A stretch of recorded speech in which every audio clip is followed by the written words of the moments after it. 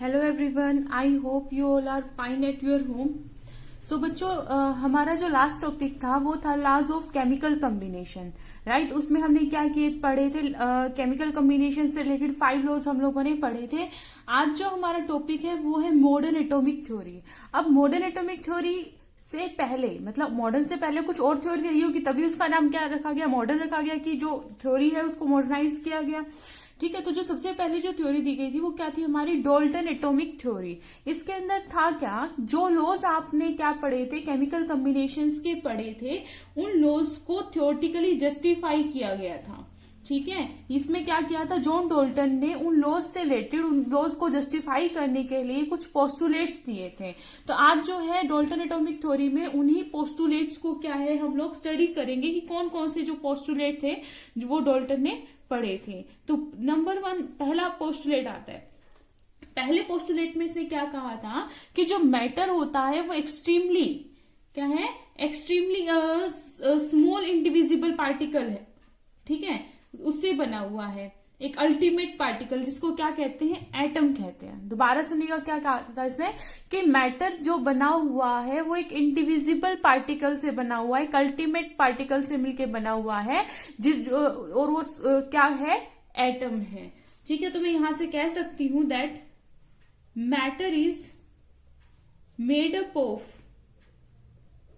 extremely small indivisible particle। ठीक है, या फिर आप बोल सकते हो अल्टीमेट पार्टिकल। ठीक है, कोल्ड एटम्स। और वो अल्टीमेट पार्टिकल को क्या कहते हैं हम लोग बच्चे, एटम्स कहते हैं। ठीक है, उसके बाद बारी आती है इसके सेकंड पोस्टुलेट की। सेकंड पोस्टुलेट में कहता है that atoms of the same element, कि एक एलिमेंट है उसके अंदर कुछ एटम्स है, राइट। एलिमेंट है उसके अंदर छोटे क्या है, बहुत सारे एटम्स हैं। तो कहता है सेम एलिमेंट के अंदर जो एटम्स प्रेजेंट हैं उनकी जो प्रॉपर्टी होगी, उनकी जो property related to their shape, their size, mass and their chemical properties, वो क्या होगी, आइडेंटिकल होगी, सेम होगी। दोबारा सुनिएगा क्या कहा इसने, atom of the same element, किसी सेम एलिमेंट के अंदर जो एटम्स प्रेजेंट हैं उनकी जो प्रॉपर्टीज हैं वो भी क्या होंगी, आइडेंटिकल होगी, चाहे वो शेप है, साइज है, या फिर इनकी कोई अदर केमिकल प्रॉपर्टीज है। तो यहाँ पे क्या लिखेंगे, atoms of the same elements are identical in all respect. ठीक है, किसमें हो सकता है, लाइक साइज हो सकता है, शेप हो सकता है, और क्या हो सकता है, इनकी केमिकल प्रॉपर्टीज हो सकती हैं, केमिकल प्रॉपर्टीज। ठीक है, तो फर्स्ट पोस्टुलेट आई थिंक समझ में आया होगा आपको, सेकंड आया होगा, थर्ड आया होगा। थर्ड जो पोस्टुलेट है वो आ गया, देखो ये किसके लिए, सेम एलिमेंट के लिए। ये किसके लिए आ जाए, थर्ड जो आएगा वो किसके लिए आएगा, डिफरेंट एलिमेंट के लिए आएगा। तो कहता है कि जो डिफरेंट एलिमेंट है, देखो एक एलिमेंट सेम था, सेम एलिमेंट के अंदर जो पार्टिकल प्रेजेंट थे उनकी प्रॉपर्टीज क्या थी, सेम थी। ठीक है, ऐसे ही जो पार्टिकल, जो एलिमेंट है, जो एटम है, वो अगर डिफरेंट एलिमेंट से बिलोंग कर रहा है, डिफरेंट एलिमेंट के जो एटम्स होंगे उनकी प्रॉपर्टी क्या होगी, डिफरेंट होगी। ठीक है, क्या कहेंगे, atoms of the different elements are different in all respect and have different masses and chemical properties। Got it? तो ये था प्रॉपर्टीज। इसके बाद में आते हैं फोर्थ पोस्टुलेट। फोर्थ पोस्टुलेट में कहता है that atom is the smallest unit that take part in a chemical combination. क्या पढ़ रहे थे बच्चों हम लोग, केमिकल कॉम्बिनेशन पढ़ रहे थे। केमिकल कॉम्बिनेशन में हमने क्या पढ़ा था कि एक सब्सटेंस दूसरे सब्सटेंस से रिएक्ट करके एक न्यू सब्सटेंस की फॉर्मेशन करता है। तो वहां पर क्या हो रहा है, जी क्या हो रही है आपस में कंबाइन हो रही है। तो ड्यूरिंग द केमिकल कॉम्बिनेशन जो सबसे छोटी यूनिट होगी, जो सबसे छोटी यूनिट होगी वो क्या होगी, एटम होगी। ठीक है, so atom is the smallest unit that takes place बोल सकते हैं, दैट टेक्स पार्ट बोल सकते हैं इन केमिकल कॉम्बिनेशन। वो कहते हैं ना कि भाई आपने घर में बनाने में कुछ काम किया, तो घर को बनाने में किस किस ने हेल्प की, तो छोटे से छोटा बच्चा मान लो किसी बच्चे ने भी हेल्प की है, तो छोटे से छोटे बच्चे को भी काउंट कर किया जाएगा, हाँ इसने कुछ तो किया था। तो ऐसे ही क्या है, केमिकल कॉम्बिनेशन हो रहा है, रिएक्शन हो रही है, तो जो सबसे छोटी यूनिट जो रही होगी जिसने पार्टिसिपेट किया वो क्या रही है, एटम रही है। ठीक है, उसके बाद आता है इसका फिफ्थ पोस्टुलेट। फिफ्थ पोस्टुलेट में क्या कहता है, एटम्स ऑफ द टू और मोर element combined in a fix ratio to form a compound. ठीक है, क्या कहता है, एटम्स क्या है, एटम्स ऑफ टू और मोर एलिमेंट, चाहे दो या दो से ज्यादा एलिमेंट के जो एटम्स होते हैं वो कंबाइन होते हैं। Of course law of chemical combination में हमने पढ़ा था ना, तो कंबाइन होके तभी तो न्यू सब्सटेंस बनेगा। तो यही कह रहा है कि एटम्स ऑफ टू और मोर element combine in a fix ratio, combine होंगे लेकिन एक फिक्स रेशियो में कंबाइन होंगे। ठीक है, fix ratio to form compound atoms. So क्या रहेगा, atoms of two or more elements combine in a fixed ratio to form compound atoms।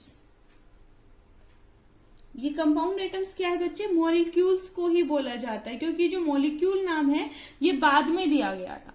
ठीक है, क्या कहते हैं, compound atoms, atom of the two और मोर एलिमेंट। तो जैसे कि वाटर की अगर मैं बात करती हूँ तो ठीक है, वाटर के अंदर हाइड्रोजन का आइटम है और ऑक्सीजन का आइटम है, तो चाहे वाटर है तो वो हमेशा एक फिक्स रेशियो में ही क्या होते हैं, आपस में कंबाइन होते हैं, है ना। तो हम लोगों को पता भी है इनके बीच में रेशियो क्या रहता है, हमेशा 1:8 ही रहता है। तो यही कहा है कि एटम है वो डिफरेंट एलिमेंट से आके एक नए कंपाउंड की जो फॉर्मेशन कर रहे हैं, तो जो एलिमेंट के एटम कंबाइन होंगे वो एक फिक्स रेशियो में ही कंबाइन होंगे। अब मान लीजिए आपने यहाँ पर इनका रेशियो डिफरेंट कर दिया, H2O की जगह, यानी कि आपने दो एटम हाइड्रोजन के ले लिए, एक एटम किसका ले लिया, ऑक्सीजन का ले लिया। तो अब यहाँ पर अगर मैं H2O2 कर दूं तो ये तो वाटर नहीं है, ये तो क्या हो जाएगा, यानी कि दो का अगर मैंने रेशियो ले लिया तो ये क्या हो जाएगा, तो हाइड्रोजन परऑक्साइड हो जाएगा। और हाइड्रोजन परऑक्साइड की प्रॉपर्टी और वाटर की जो प्रॉपर्टी है वो क्या है, काफी डिफरेंट है। ठीक है, अब H2O2 को तो नहीं पीते ना हम किसको पीते हैं, वाटर H2O को पीते हैं। तो क्या है, हमेशा किस फॉर्म में रहेंगे, एक फिक्स्ड कंपोजिशन में रहते हैं। अब आता है इसका पोस्टुलेट नंबर 6। पोस्टुलेट नंबर 6 बहुत बार आपने सुना है, atom can neither be created nor destroyed। ठीक है, एटम को ना तो आप क्रिएट कर सकते हैं, ना ही आप क्या कर सकते हैं बच्चे, डिस्ट्रॉय कर सकते हैं ड्यूरिंग एनी फिजिकल और केमिकल चेंज।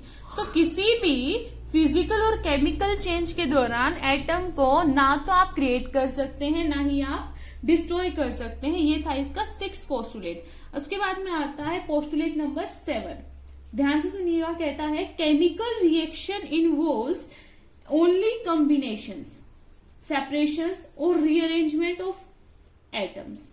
केमिकल रिएक्शन के अंदर होता क्या है, कॉम्बिनेशन होता है, सेपरेशन होता है, या फिर रीअरेंज होता है। रीअरेंज का मतलब होता है ना तो कोई चीज मतलब किसी ने दूसरे की जगह ले ली, हमने सीटिंग, जैसे हम सीटिंग प्लान चेंज कर देते हैं, इसको उठा के उधर लगा दिया, इसको उठा के उधर लगा दिया। तो जो केमिकल कॉम्बिनेशन होता है उसमें या तो जो भी हमारी केमिकल रिएक्शंस होती हैं, या तो उसमें हम कुछ कॉम्बिनेशन के बारे में पढ़ेंगे, या उनके बीच में सेपरेशन होता है, या फिर उनके बीच में क्या होता है, रीअरेंजमेंट होता है। तो यहां पे हम बोल सकते हैं chemical reactions involve only combinations, separation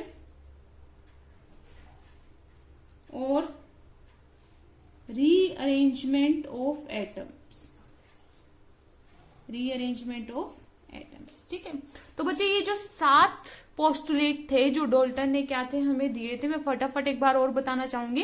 that matter is made up of क्या है, extremely small unit, that is atom.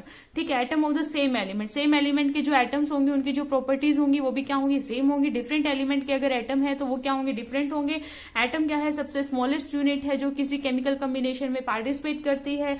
Atom of 2 और मोर element combine in a fix ratio, की अगर एटम है दो से ज्यादा एलिमेंट के अगर वो कंबाइन हो रहे हैं तो वो एक फिक्स रेशियो में ही कंबाइन होंगे। Atom can neither be created nor be destroyed. Chemical reaction involve only combination, separation और रीअरेंजमेंट ऑफ एटम्स। तो बच्चों ये तो थे पोस्टुलेट। अब मैंने क्या आपको मैंने क्या कहा, हमें क्या पढ़ना था, मॉडर्न एटॉमिक थ्योरी पढ़नी थी। जब डाल्टन ने थ्योरी दे दी तो मॉडर्न एटॉमिक थ्योरी की क्यों नीड पड़ी, तो नई थ्योरी तब बनती है जब जो पहले दी गई थ्योरी में क्या निकले, कुछ कमी निकले। दैट मीन्स कि डाल्टन एटॉमिक थ्योरी की कुछ लिमिटेशंस रह गई थी, कुछ कमियां रह गई थी इसके अंदर, जिसकी वजह से मॉडर्न एटॉमिक थ्योरी को बनाने की नीड पड़ी। ठीक है, तो अब हमें वही जानना है कि क्या क्या लिमिटेशन थी डाल्टन एटॉमिक थ्योरी की। तो जो हमारा नेक्स्ट टॉपिक वो क्या रहेगा, limitations of Dalton atomic theory, Dalton atomic theory. तो डाल्टन एटॉमिक थ्योरी की फर्स्ट लिमिटेशन, तो अगर देखो डाल्टन एटॉमिक थ्योरी की अगर मेन अचीवमेंट की बात की जाए तो मेन अचीवमेंट इसकी यही थी कि उसने हमें किसके बारे में बताया था, लॉज ऑफ केमिकल कॉम्बिनेशन के बारे में बताया था। लेकिन जैसे जैसे टाइम पास होता रहा उसके बाद में देखो रदरफोर्ड आया, जेम्स चार्ल्स आए, तो कई बहुत सारे साइंटिस्ट आए, हर किसी की अपनी अपनी क्या थी, रिसर्चेस थी, ठीक है, डेवलपमेंट्स थी, तो क्या आती रही, हर चीज में कुछ ना कुछ कमी आती रही। जैसे आप एक एग्जाम्पल ले लीजिए, देखो पहले हम टीवी देखते थे, ठीक है, ब्लैक एंड व्हाइट आता था टीवी, ठीक है, अगर आपको थोड़ा बहुत किसी को उससे पता चले तो जो पहले होता था चैनल चेंज करने के लिए आगे जाना पड़ता था, चैनल चेंज करने के लिए प्रॉपर हमारे पास एक आइकॉन होता था, उसको रोटेट करते थे, उससे आपके चैनल चेंज होते थे। ठीक है, उसके बाद थोड़ी सी एडवांसमेंट आई, एडवांसमेंट में क्या आया कि जो आपका जो टीवी है वो क्या आ गया, कलर्ड आना शुरू हो गया, ठीक है, खुशी हुई काफी। उसके बाद में थोड़ी सी और एडवांसमेंट आई, एडवांसमेंट में क्या आया कि रिमोट ऐड होने शुरू हो गए, राइट। अब रिमोट ऐड होने लगे क्योंकि हम आलसी बहुत है ना है ना, दिक्कत तो यही है कि हमें क्या चाहिए, हमें लग्जरीज चाहिए अपनी लाइफ, है ना।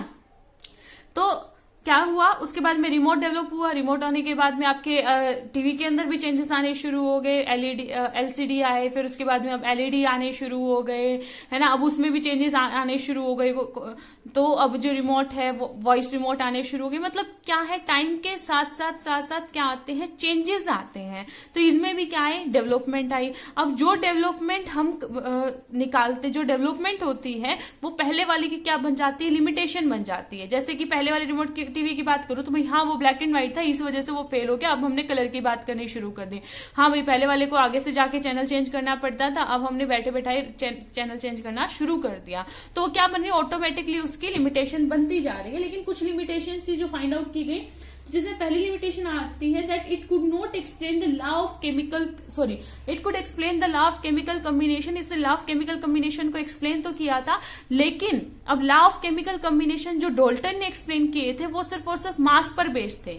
लेकिन जहां वॉल्यूम की बात आती है वो डाल्टन ने एक्सप्लेन नहीं किया था, वो हम पढ़ चुके थे। किसने एक्सप्लेन किया था, गे लुसाक्स ने एक्सप्लेन किया था। तो वो कहां पर फेल हो गया था, it failed to explain, it failed to explain the law of gaseous volume, law of gaseous volume। तो आपको ये चीज आई होप क्लियर हुई होगी कि पहली लिमिटेशन इसकी क्या थी। अब उसके बाद में दूसरी लिमिटेशन आती है कि क्या नहीं बता पाया।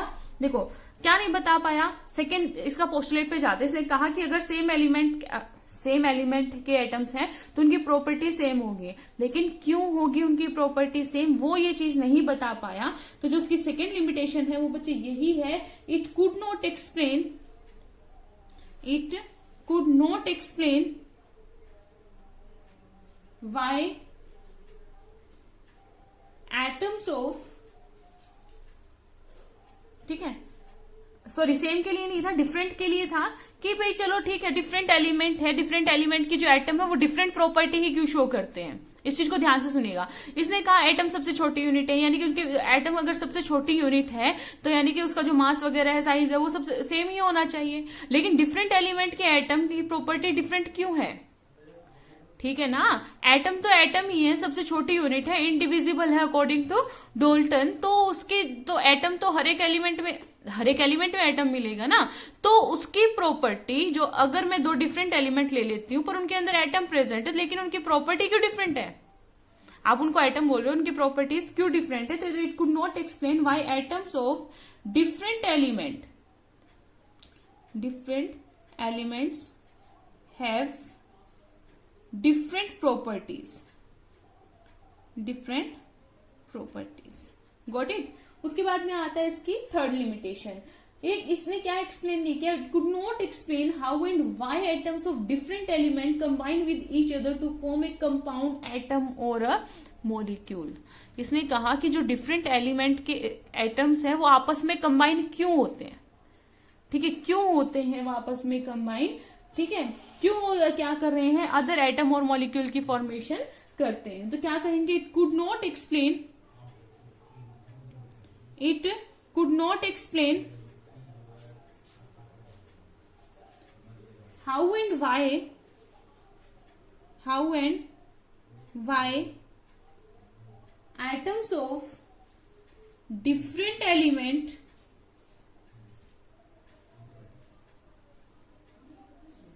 combine with each other to form compound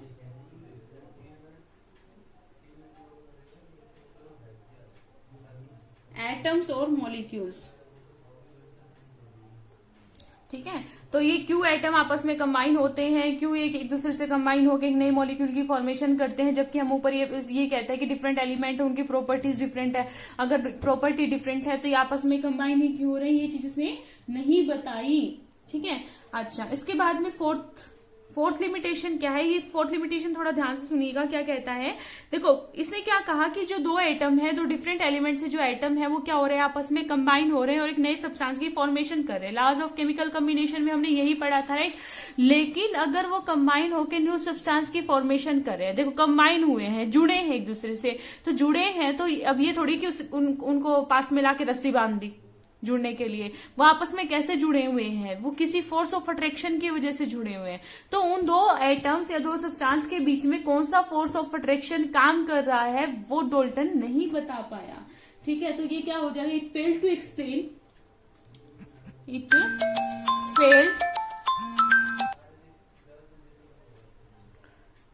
to explain the force that bind together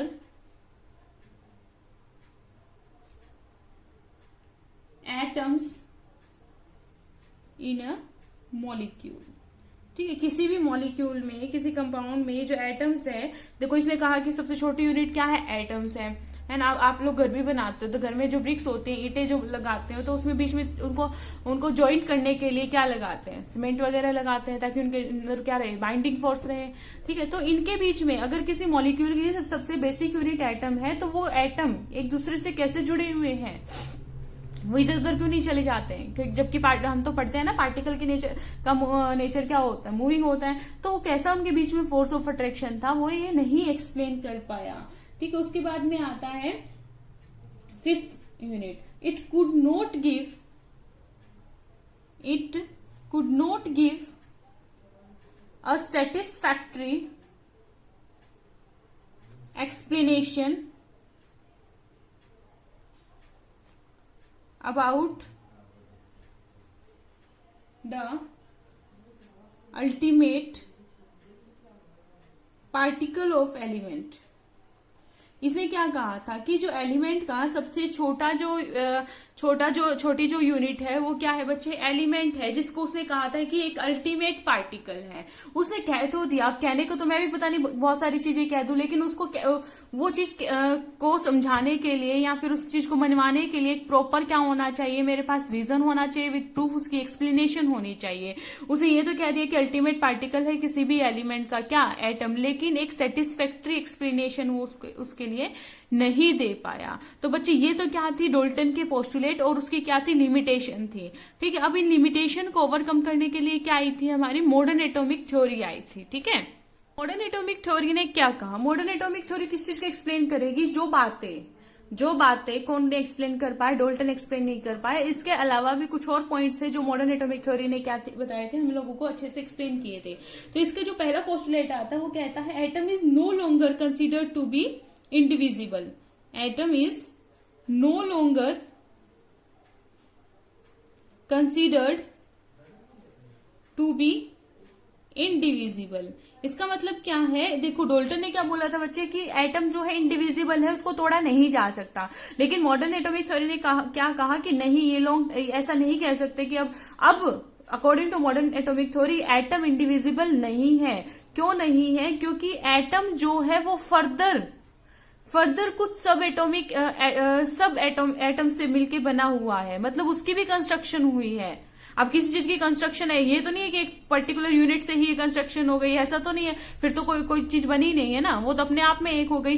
अगर वो चीज बनी है तो उसमें छोटी कोई चीज रही होगी, यानी कि सब एटम्स रहे होंगे। तो इसने क्या कहा कि atom is no longer to be indivisible, ये इंडिविजिबल नहीं रहा, अब वो क्या है, डिविजिबल है, क्योंकि जो एटम है उसकी भी कंस्ट्रक्शन हुई है। वो किससे बना हुआ है, atom is made up of सब एटम्स। और वो सब एटम्स कौन कौन से थे, इलेक्ट्रॉन्स, आप लोगों ने पढ़े हुए हैं, प्रोटॉन्स के बारे में पढ़ा है, न्यूट्रॉन्स। तो इलेक्ट्रॉन, प्रोटॉन और न्यूट्रॉन से मिलकर बना हुआ है, तो यानी कि उससे भी छोटी यूनिट्स हमारे पास ऑलरेडी अवेलेबल है। तो पहली तो मॉडर्न एटॉमिक थ्योरी ने हमें बताया ये। दूसरा इसने कहा एटम्स ऑफ सेम एलिमेंट में not be similar in all respect. तो इसके लिए आपको पीछे डाल्टन के पोस्टुलेट याद होने चाहिए साथ में। देखो डाल्टन ने क्या कहा था कि जो एटम है सेम एलिमेंट के, वो हर तरीके से क्या रहेंगे, सेम रहेंगे, मास है, साइज है या केमिकल प्रॉपर्टीज है। लेकिन मॉडर्न ने क्या कहा, मे नॉट बी सिमिलर। ऐसा जरूरी नहीं है कि हमेशा सिमिलर होगा, कुछ केसेस ऐसे भी हैं जहां पर जो सेम एलिमेंट के जो आइटम्स हैं वो क्या शो करते हैं, डिफरेंट प्रॉपर्टीज भी शो कर सकते हैं। फॉर एग्जाम्पल क्लोरीन का एग्जाम्पल लिया था इसने। ठीक है, तो जो क्लोरीन है उसके जो मास है वो दो तरीके के मास देखने को मिले, 35 AMU भी है, और क्लोरीन का मास कितना भी देखा गया, 37 AMU भी देखा गया। क्लोरीन का एटॉमिक मास 35 AMU भी देखा गया और 37 AMU भी देखा गया। लेकिन जब इसके एटॉमिक नंबर की बात की गई तो जो एटॉमिक नंबर था वो क्या था, सेम था। ठीक है, एटम किसका बच्चे, क्लोरीन के, दोनों ही एटम किसके हैं, क्लोरीन के हैं। लेकिन मास क्या है, डिफरेंट है। मास क्या है, डिफरेंट है। Mass is different of this same element. ठीक है, तो ऐसी चीजें, ऐसे एलिमेंट्स ऐसे एटम्स जिनका क्या हो, एटॉमिक नंबर तो सेम हो बट एटॉमिक मास डिफर हो, वो क्या कहलाते हैं बच्चों, आइसोटोप्स कहलाते हैं। तो आइसोटोप्स को अगर आइसोटोप का एग्जाम्पल माने तो डाल्टन एटॉमिक थ्योरी क्या हो गई थी, वहां पर रॉन्ग प्रूव हो गई थी। राइट। थर्ड इसने कहा कि एटम्स ऑफ डिफरेंट एलिमेंट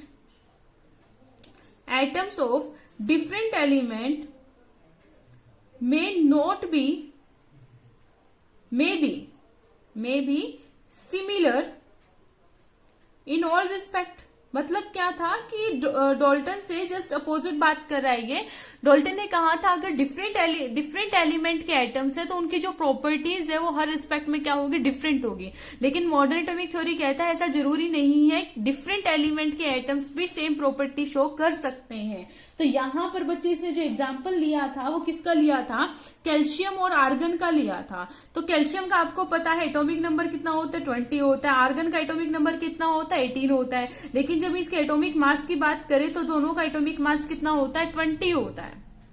देखो जो ये एटम है वो डिफरेंट डिफरेंट एलिमेंट का, ये कैल्शियम का है, ये आर्गन का, लेकिन इनका जो मास है, ठीक है, सॉरी 40, ठीक है, लेकिन जिनका जो मास है वो क्या है, सेम है। तो यहां पर जो क्या रखता हो, ऐसे एलिमेंट्स जो कि जिनका क्या हो, एटॉमिक नंबर डिफर हो बट एटॉमिक मास क्या हो, सेम हो, वो क्या है, आइसोबार्स। तो बिकॉज ऑफ आइसोबार्स, तो यहां पर डाल्टन की ये थ्योरी भी क्या हो गई, रॉन्ग प्रूफ हो गई। ठीक है। फोर्थ कहता है that atom is the smallest unit which take part in a chemical reaction. यहां पर ये कहीं ना कहीं एटम से क्या कर रहा, सॉरी डाल्टन से कहीं ना कहीं थोड़ा एग्री कर रहा था। बेशक से जो एटम है वो सब एटॉमिक पार्टिकल से मिलके बना हुआ है, लेकिन फिर भी हम एक एटम को क्या करके चलेंगे, सबसे छोटी यूनिट मान के ही चलेंगे। फॉर एग्जाम्पल देखते हैं, फॉर एग्जाम्पल एक दीवार की बात कर, तो दीवार की सबसे छोटी यूनिट क्या है, ईंट है ना। अब ईंट भी तो छोटे छोटे छोटे पार्टिकल से मिलके बनी हुई है, तो अब उसको काउंट तो नहीं करेंगे हम, किसको काउंट करके चल रहे, सबसे छोटी यूनिट ईंट। तो यहां पर मॉडर्न एटॉमिक थ्योरी यही कहती है that atom is the smallest unit which takes part in a chemical reaction। ठीक है। उसके बाद में आता है इसका फिफ्थ पोस्टुलेट। फिफ्थ पोस्टुलेट में कहता है the ratio in which the different atom combine may be fixed. देखो याद कीजिए, डाल्टन ने कहा था कि जिस रेशियो की जो एटम है वो एक फिक्स्ड रेशियो में क्या होते हैं, आपस में कंबाइन होते हैं। जैसे मैंने आपको वाटर का एग्जांपल लेके दिया था।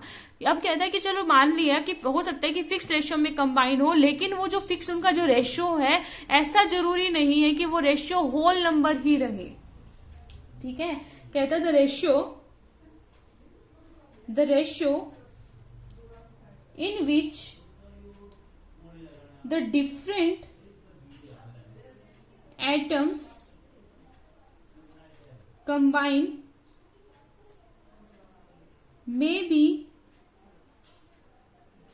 may be fixed and integral but may not always simple। ऐसा जरूरी नहीं है कि जो उनका जो रेशियो होगा वो क्या होगा, सिंपल ही होगा। जैसे मैं वाटर का एग्जांपल लिया था, है ना, H2O का, तो ये क्या कहा था कि जो इनका रेशियो 1:8, जैसे हाइड्रोजन का मास क्या होता है, 2 होता है, ऑक्सीजन का मास कितना होता है, 16 होता है, तो इनको कट करके हमने एक सिंपल रेशियो में इसको कन्वर्ट कर लिया था, दैट इज 1:8। तो उसने ये तो मान लिया कि 2 हाइड्रोजन और 1 ऑक्सीजन, यानी कि इनकी जो कंपोजिशन है वो फिक्स है कि इतने एटम हाइड्रोजन के लगेंगे, इतने ऑक्सीजन के लगेंगे। बट ऐसा जरूरी नहीं है कि जो इनका रेशियो होगा वो सिंपल ही होगा। तो यहां से इसने एक एग्जाम्पल लिया था सुक्रोज का। अगर सुक्रोज का फॉर्मूला आपको पता हो तो क्या होता है बच्चे, C12H22O11। तो यहां पर जो इनका जनरल रेशियो होगा वो क्या होगा, 12:22:11। तो ये सिंपल रेशियो नहीं है। ठीक है, ओके। उसके बाद में क्या कहता है, नेक्स्ट इसका पोस्टुलेट आता है, पोस्टुलेट नंबर 6। ये यहां पर इसने एक थ्योरी जो है, पोस्टुलेट जो है, एक अलग बात बताई हमने कि एटम्स ऑफ वन एलिमेंट में B change into atoms of other element, कि एक एलिमेंट के एटम को हम दूसरे एलिमेंट के एटम में कन्वर्ट कर सकते हैं। Atoms of one element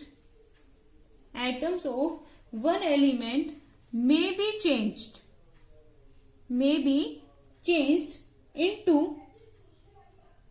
into atoms of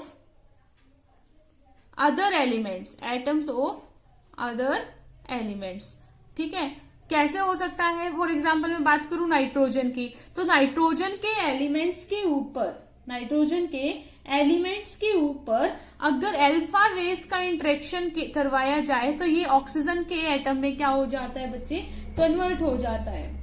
ठीक है, तो ये क्या हुआ कि एक एटम किस में कन्वर्ट हो गया, दूसरे एटम में कन्वर्ट हो गया, कि नाइट्रोजन के एटम के ऊपर अगर अल्फा रेस के पार्टिकल की इंटरेक्शन करवाई जाए तो ऑक्सीजन के एटम में कन्वर्ट हो जाएगा।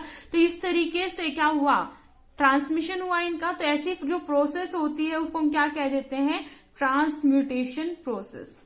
क्या कह देते हैं, ट्रांसम्यूटेशन प्रोसेस। इसी का एक और एग्जांपल भी है हमारे पास में, जैसे यूरेनियम है, ठीक है, यूरेनियम 98-235। अगर इसमें मैं क्या करवा दूं बच्चे, इसमें मैं न्यूट्रॉन्स ठीक है, न्यूट्रॉन्स की इंटरेक्शन करवा दूं तो ये किस में कन्वर्ट हो जाएगा, ये कन्वर्ट हो जाएगा प्लूटोनियम में 238 से। तो यूरेनियम किस में कन्वर्ट हो गया, प्लूटोनियम में कन्वर्ट हो गया।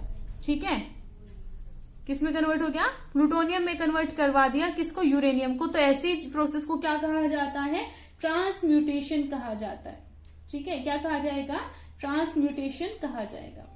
ठीक है, एक और इसने क्या दिया था हम लोगों को, एक और दिया था इसने हमें पोस्टुलेट, क्या कहा था, that the mass of atom, the mass of atom can be changed into energy. ठीक है, कि जो एटम का जो मास है उसको किस में कन्वर्ट करवाया जा सकता है, एनर्जी में कन्वर्ट करवाया जा सकता है with the help of relation E equal to mc²। और ये आपको पता ही है किसने दिया था रिलेशन, हमें एल्बर्ट आइंस्टाइन ने दिया था।